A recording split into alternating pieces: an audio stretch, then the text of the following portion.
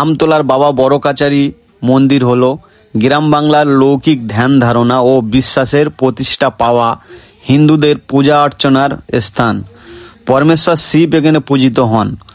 বর্তমানে এটি স্থানীয় মানুষের গ্রামীণ জীবন চর্চার এক বিশেষ স্থান অর্জন করেছে।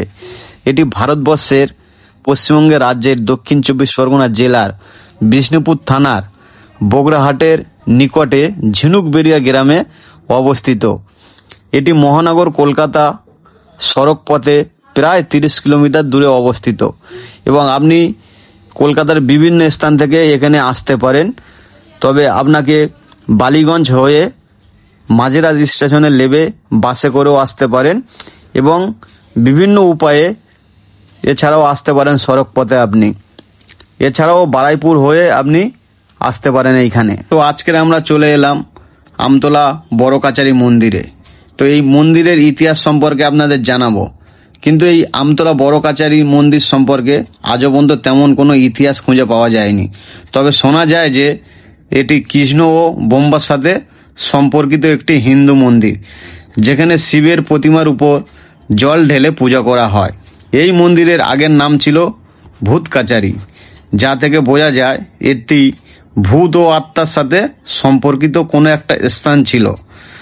আদি নাম ছিল ভূত কাচারি, যা থেকে ধারণা করা হয় এটি ভূত ও আত্মার দেবদেবী শিবের সঙ্গে সম্পর্কিত আছেন। এখানে ব্রহ্মার ও শিবের আরাধনা করা হয়, যা এই অঞ্চলের একটি প্রাচীন ধর্মীয় বিশ্বাসের প্রতি ইঙ্গিত করে।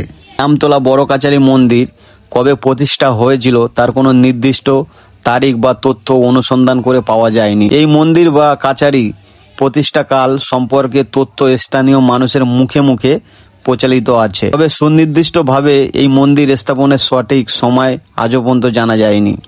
বড় কাচারির বিষয়ে প্রাপ্ত তথ্যগুলো মূলত এর দর্শনার্থী মেলা এবং স্থানীয় রীতিনীতির ওপর আলোকপাত করে। যেমন শিশুর জন্মের 6 মাস পরে এখানে পুজো দেওয়ার রীতি আছে। তবে এই মন্দির কবে কখন প্রতিষ্ঠা হয়েছিল সেই বিষয়ে আজও পর্যন্ত কোনো তথ্য পাওয়া যায়নি। গ্রাম বাংলার লৌকিক দেবদেবীর কোনো অন্ত নেই। গ্রামের পথে ঘাটে, বিশাল প্রান্তরে, শস্যক্ষেত্রে অথবা জটায়ুধারী কোনো বটবৃক্ষ তলে আসন পাতেন গ্রামের এইসব দেবদেবীরা। পুরাণ বর্ণিত দেবদেবীদের তালিকায় হয়তো এদের দেখতে পাওয়া যাবে না।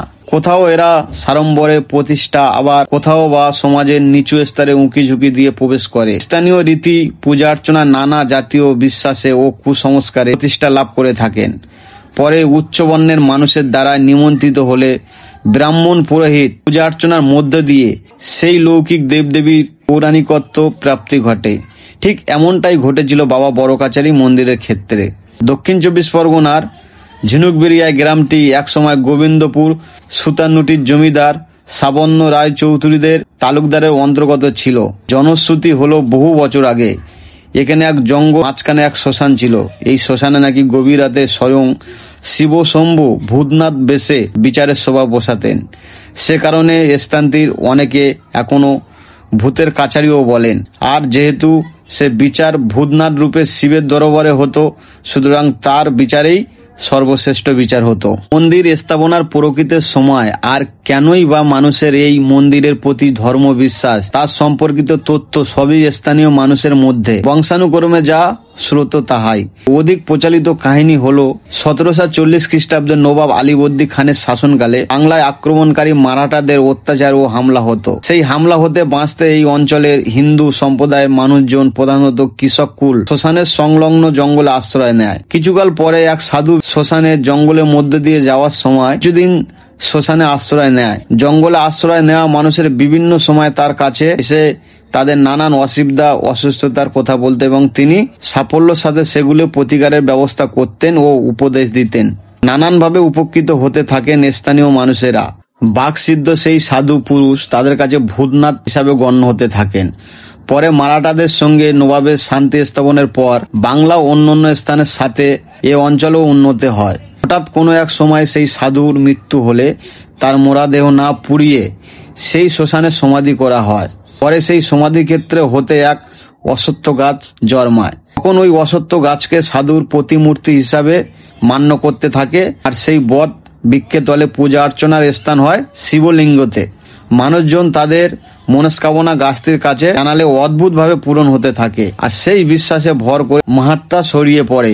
1978 খ্রিস্টাব্দে বন্যায় অশ্বত্থ গাছটি ব্যাপক ক্ষতি হয়। ভক্তদের ইচ্ছা অনুসারে এক নতুন অশ্বত্থ গাছ বসানো হয় এবং তার তলে এক গোলাকার বেদি নির্মাণ করে শিবলিঙ্গ প্রতিষ্ঠা করা হয়। বর্তমানে এটি বাবা বড় কাচারি নামে পরিচিত। প্রতি শনি ও মঙ্গলবার বেশ ধুমধাম সহ পূজা হয়। বহু দূর দূরান্ত হতে ভক্ত মানুষেরা আসেন নিজের নিজের মনস্কামনা নিয়ে পুজো দিতে। তারা এক ছোট্ট কাগজে তাদের প্রার্থনার দরখাস্ত আকারে লিখে মন্দিরের গায়ে বেঁধে দেন। দুঃখ কষ্ট মনোবাঞ্ছনা পূরণ হয়। জনগণ বৃদ্ধির কারণে বর্তমানে প্রতিদিন হাজার হাজার মানুষ আসেন পুজো দিতে। সম্প্রতি পশ্চিমবঙ্গ সরকারের পর্যটন দপ্তরের আর্থিক সহায়তা মন্দিরের প্রবেশদ্বার একটি তোরণ নির্মাণ সহ সংস্কারের কাজ স্থানীয় জনপ্রতিনিধির মাধ্যমে সম্পন্ন হয়েছে। আসল পূজা স্থানের তথা মন্দিরটির সামান্য বেদি বা মঞ্চের আকারে হলেও তোরণটি নির্মাণ বাংলার চার চালা স্থাপনের রীতি ব্যবহার করা হয়েছে। আমতলা বড় কাচারি কিংবা ভূত কাচারি মন্দিরের সম্পূর্ণ তথ্য যদি আপনাদের ভালো লেগে থাকে বন্ধুরা, তাহলে অবশ্যই একটু সাপোর্ট করবেন। আর যারা নতুন ফেসবুক থেকে দেখছেন তারা পেজটিকে ফলো করে দেবেন, আর যারা নতুন ইউটিউব থেকে দেখছেন চ্যানেলটিকে প্লিজ সবাই সাবস্ক্রাইব করে দেবেন। দেখা হচ্ছে অন্য কোনো ভিডিও নিয়ে, ততক্ষণে সবাই ভালো থাকবেন।